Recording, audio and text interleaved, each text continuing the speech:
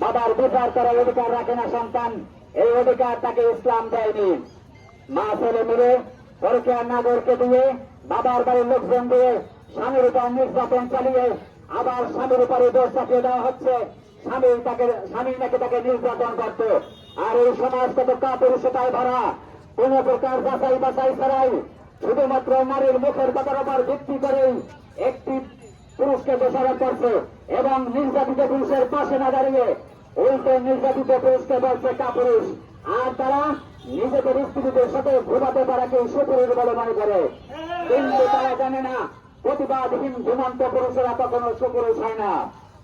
সংবিধানের 27 অনুচ্ছেদে বলা হয়েছে, রাষ্ট্রের সকল নাগরিক আইনের দৃষ্টিতে সমান, সবাই আইনের সমান আশ্রয় লাভের অধিকারী।